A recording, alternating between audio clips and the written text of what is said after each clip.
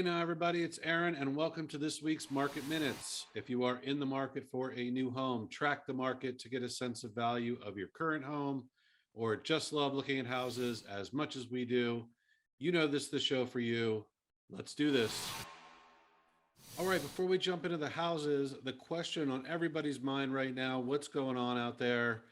I think we could definitely say that we are seeing a shift, but I have to say it's very mixed. I had buyers this week, all the way from Clarksburg down to Arlington, and they had very different experiences. Up in Clarksburg, where I would have thought they might not have had competition, they ended up with five offers and lost the property, even though they went 75,000 over. In Arlington, I had a absolutely fantastic property. I thought we were going to be in multiples on, and it turned out not to be any other offers. So really a mixed bag out there. I do think there's a lot of opportunity in the stuff that's just going over that 1 week mark right now. So definitely keep an eye out on that. And I think you just got to look at things one by one and see how it plays out and adjust your strategy accordingly. Let's talk about some houses. All right, we're going to kick it off this week in North Bethesda, 6204 Charnwood Drive in always popular Windermere. This is one of those opportunities that just went past the 1 week mark, and I wanted to bring it to your attention. This is a classic all brick colonial, total of 5 bedrooms, 3.5 baths, just over 4,200 square feet. Now, these Windermere colonials can tend to be a little bit choppy and not as spacious on the main level. But this one has got a really nice addition off the back, really expanded this kitchen space and into the family room, and really helped out the flow of this house. Do have a nice large living room and dining room as well, and an office on the main level, as well as a laundry space. So overall, really like the main floor of this house. Upstairs, you've got a ginormous primary suite, maybe even a little too big. The primary bath definitely needs an update, but I see good space there that to work with. And the hall bath is also well sized as well. And you have 3 additional large secondary bedrooms on that floor. Fully finished basement, looks like they recently updated it. And you get another bedroom down there and bathroom as well, and a pretty flat yard in the back. Now, I think the reason this has been kind of held back is if you look on a map, it does back to the exit ramp coming from Old Georgetown Road onto 270. Immediately, you would think, oh, that's got to be loud. But the way it's situated, it's sort of below that exit ramp.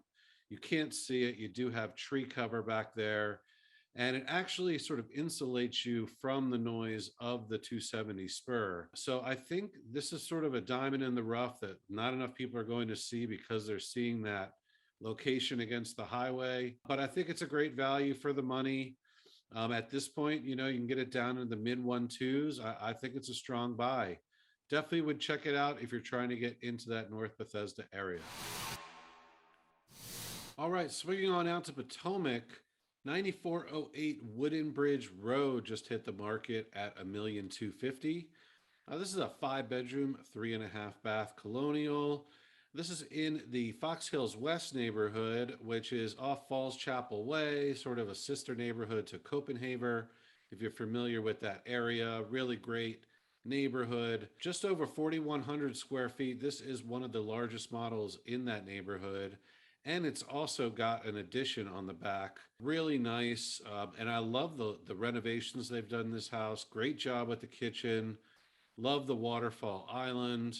Nice and open. You actually got 2 family room spaces on that main level and a big eat-in area, as well as your formal dining room and an office. Upstairs, you've got a nice size primary bath, good size closet, nicely done bathroom, and then 3 additional well-sized bedrooms and a great hall bath. You do have a walkout basement on this house, which is great. Tons of light, and another bedroom and bath down there as well. Really like about this one is it backs to some green open space, protected area. There is a little creek back there and lots of cool little hiking paths all through the back of that neighborhood there, which is a really nice feature of this one. Also on a dead end street. I think this has a ton going for it. To get into this neighborhood in something more original without the addition and without the updates, you're definitely going to be in the nines to the million mark. So I think being able to finance the extra 250 and pick up something more done like this on a premium lot, I think it's a real opportunity. It's on the higher end for the neighborhood, but I think it'll find a buyer for those reasons. All right, JT's got a few things for us over in Chevy Chase. JT, what's going on? Hey, thanks, Aaron. As you did mention, we are in the middle of a shift for sure. It is very interesting, though, because a lot of the sellers are still catching up to the news of not being able to get their peak prices. And this week, there are a couple of examples that I want to talk about. Both in Chevy Chase, both on the same street, but they are in slightly different neighborhoods. Let's get into it. Starting off this week, we have 8035 Glendale Road in Section 10 of Chevy Chase. This is just off Connecticut Avenue, basically across the street from Columbia Country Club. It's a nice neighborhood with larger lots. This specific house is a 5-level split, very unassuming from the road, built in the 1950s, and it sits on a third of an acre. It hits the market this week at 1.5 million. This is a good example of a property coming on the market without a lot of updates. The sellers elected not to stage the property and put it on the market and see if anything bites. Honestly, this is what we're seeing sometimes in the market where, again, coming off of a heater market like this, a lot of sellers are just kind of grasping and seeing if somebody would pay their price. A couple of years ago, I think this property is probably listed at 1.3 and maybe lingers for a little bit. We do have large rooms here. You have a large living room with a lot of natural light. The kitchen looks to be somewhat updated, but definitely needs a redo pretty soon. There's a lot of wood paneling in the house, and it looks like the flooring and a lot of the bathrooms need to be redone as well.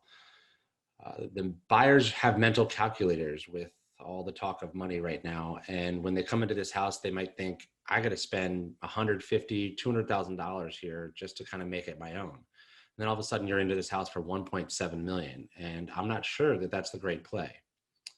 We'll have to see what happens, but it is a good amount of space for a family moving into the neighborhood without a lot of other inventory out there. Maybe somebody grabs it and just makes it their own. Heading over to 7506 Glendale Road, just on the other side of the East-West Highway in Section 5 of Chevy Chase, we have a fairly different home, which is a 1930s Center Hall Colonial, also hitting the market this week for 1.5 million. This is a really classic Chevy Chase house. As you enter, you're immediately met with the staircase. On the left, you have your original living room, and on the right, you have your original dining room. The house has been expanded out the back to have a fairly updated kitchen. They also have this great sun porch with the exposed brick on the outside. Once you make your way upstairs, you do have 4 bedrooms and 3 full baths. The primary suite has a walk-in closet and has a nicely updated bathroom. There are 2 other full bathrooms there on the upper level, which is great for an expanding family. They have a 5th bedroom and a 4th bathroom on the lower level for in-laws or an au pair. The yard isn't that large. It's a 7,500 square foot lot, but it's really nicely landscaped. The long driveway going to the back creates a nice play space for kids. It has a nice retaining wall and a fairly decent backyard for the neighborhood. 1.5 million is a decent price for this property. I do think it might be pushing it a little bit with the rise in interest rates, but there's not a lot of work to do here. So I think that the buyers are going to see themselves in this house a little bit easier than some others on the market. For that reason, I think it's going to get a lot of attention. I don't think it's going to get bid way up, but it'll probably land somewhere around the asking price. Again, we're seeing some sellers accept contracts with contingencies, and this one might be the case. I don't think they're going to be able to take it down before this weekend, but as you get into next Tuesday or midweek, the sellers will probably start looking at offers that might have some contingencies that come along with them, which is perfectly fine. That just means the market is evening out. And honestly, as agents, we like to see it. Be curious to see what happens. That's all I got for this week. Back to you, Aaron. All right, thanks, JT, and thank you all for watching. We really appreciate it. Hope you enjoyed the show. If you're not already doing so, please give us a follow at Jeweler Burton on Facebook or Instagram. If you know anybody who's getting in the market and could use some help, please reach out. You know we'd love to help. Enjoy the weekend, everybody. I'll see you next week. Later.